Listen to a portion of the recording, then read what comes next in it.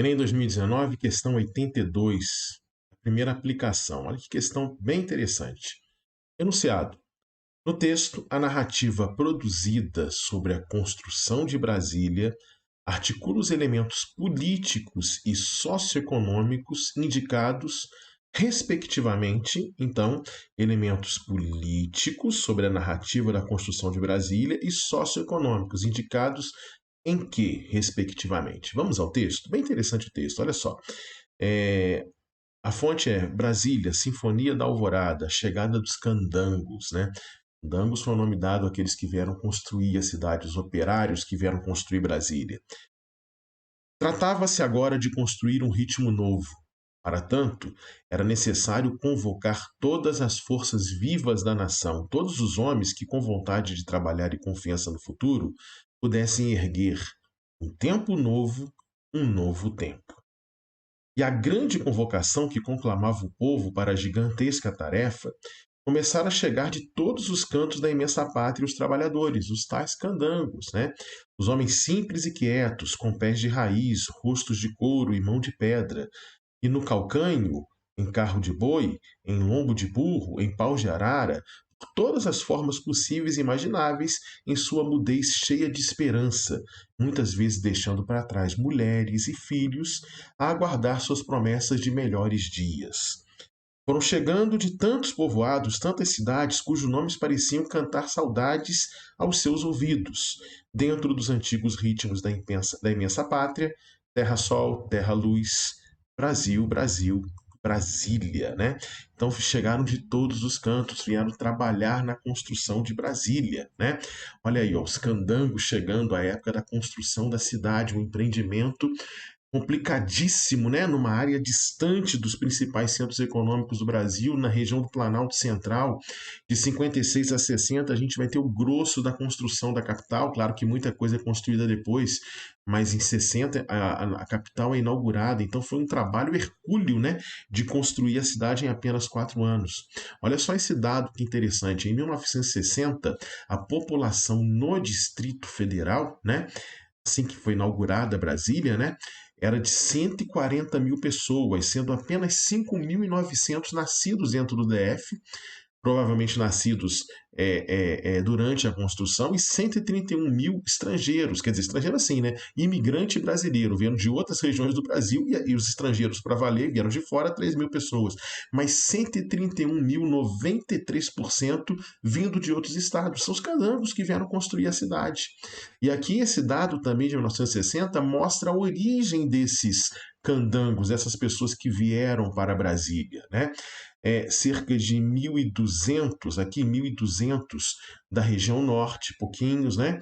43 mil do sudeste, muito principalmente de Minas Gerais, a maior presença, tá?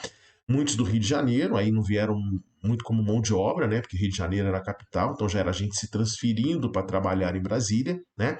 Da região sul, apenas 2.700, e do nordeste, a maior parte, 58 mil. Sendo que os estados que mais contribuíram no início para a migração para o DF na construção de Brasília foram Ceará, olha aqui, ó, cearenses, tudo bem? Tem aqui Ceará, e paraibanos, né? Uma grande quantidade de pernambucanos também, tá? E Centro-Oeste, 25 mil pessoas, principalmente de Goiás, né? Aqui a região DF foi construída no estado de Goiás, tudo bem? Mas veja, um total de 140 mil pessoas em 1960. 1960, 140 mil pessoas, tá? 1960, pirâmide etária. Olha que interessante essa pirâmide etária. A pirâmide basicamente masculina. Por quê? Porque foi a maior parte da mão de obra. E o texto lá fala, né? Deixando as mulheres para trás. Os candangos vieram para a construção. Então, aqui a gente tem uma mão de obra basicamente masculina e principalmente adulta, né? Pouca, menos jovens, baixíssimo número de idosos e principalmente adultos, entre 20 e 24, 25 e 29, 30 e 34 anos. Mão de obra mesmo, né? Principalmente masculina. A maioria deles quis ficar, mas muita gente acabou sendo até forçada a sair. mas os candangos, em sua maioria, ficaram sim, tá? E ficaram periferizados, né? Invadindo áreas. E trouxeram suas famílias. E outros começaram a vir para Brasília. Brasília virou uma área de atração. Se tinha 140 mil pessoas em 1960, em 1970 já tinha 537 mil pessoas. Desses 537 mil, 414 mil vindos de outros estados, de outras regiões do Brasil. 77% de fora. 118 mil já era a população local. E essa população foi crescendo e não estava no plano original de Brasília. O resultado foi tendo periferização, foi tendo invasão, foi tendo favelização. Tá?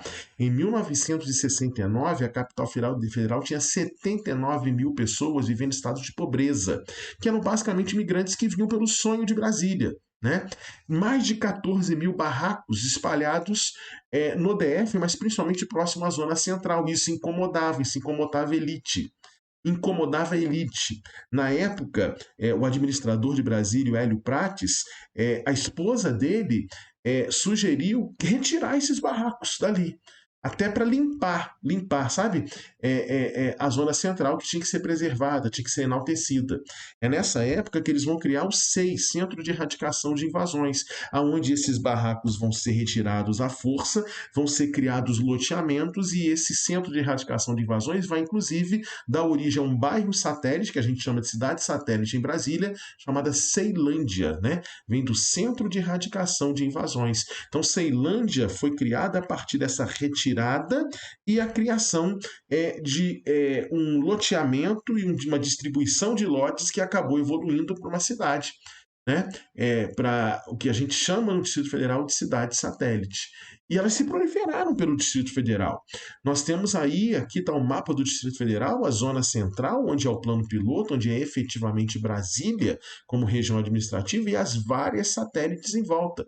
Então isso é fruto do processo de crescimento populacional e de uma urbanização desigual, uma urbanização que vai empurrando para mais longe do centro, mais longe do plano piloto, a população mais pobre para cidades satélites de menor valor imobiliário.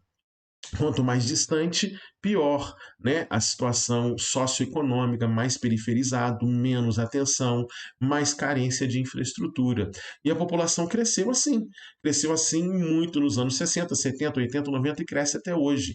Então, o Distrito Federal é um lugar de urbanização desigual, é uma reprodução da realidade capitalista contemporânea, que é uma realidade de discriminação, de afastar, né, a pobreza para áreas mais distantes. E o plano piloto é a área nobre, né, a área central, né, é a cara do Distrito Federal. Veja só o aumento da população. Em 1980 já tinha 1 milhão e 100 pessoas. 67% eram migrantes de outros estados e regiões. 1991, 1 milhão e 600 pessoas. No ano 2000, 2 milhões de pessoas.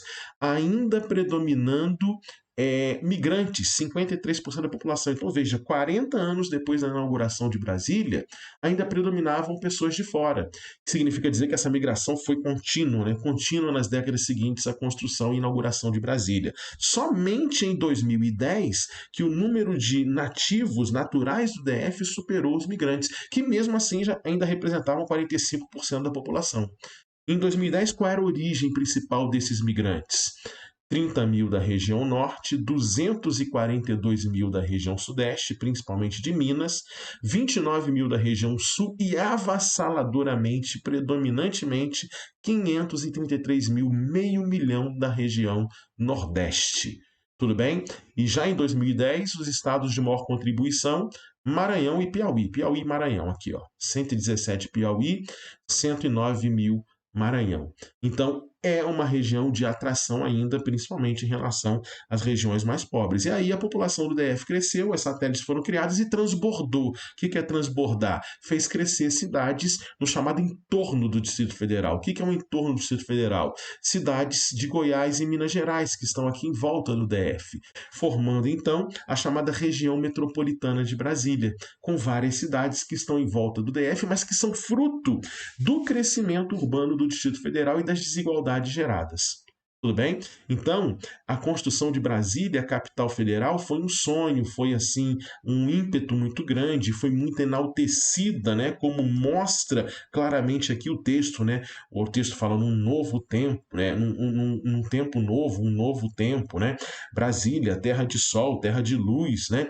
Então, é muito enaltecido, mas nós temos aí as dificuldades, nós temos aí as desigualdades típicas do Brasil que são fortemente traduzidas no Distrito Federal e região metropolitana, é, que transcende, né, que vai para cidades fora do Distrito Federal, mas que são ligadas ao crescimento urbano desigual de Brasília. Tudo bem?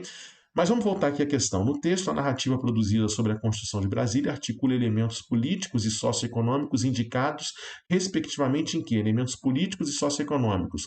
Apelo simbólico, vamos construir a capital, perfeito. Imigração interregional, preciso de gente para construir. Só que eles vão ser desfavorecidos, essas pessoas que vieram, na sua maioria, empobrecidas. Mas a letra A é a correta. Se gostou, curte o vídeo, porque a gente tem bastante informação aí muito interessante para o Enem, beleza? Vamos eliminar as próximas. Letra B. Organização sindical e expansão do capital. Não, né? Nada disso, né? Totalmente incoerente essa alternativa. Letra C. Segurança territorial e estabilidade financeira. De certa forma, a construção da capital no centro do país estava ligada à segurança mesmo, né, da capital, proteger a capital de invasões, porque próximo à fronteira terrestre ou litoral é mais suscetível a invasões. Isso foi um argumento usado desde o século XIX para tirar a capital do litoral brasileiro. Mas essa questão da estabilidade financeira tem nada a ver e a própria segurança territorial não se fala disso no texto, tudo bem? Por isso elimina a alternativa C. Letra D, consenso partidário, de jeito nenhum, teve muita briga política contrária à construção de Brasília. E modernização rodoviária, ela veio com Brasília, né? Veio a construção de estradas, né? A partir de Brasília. Mas não está certa a letra D.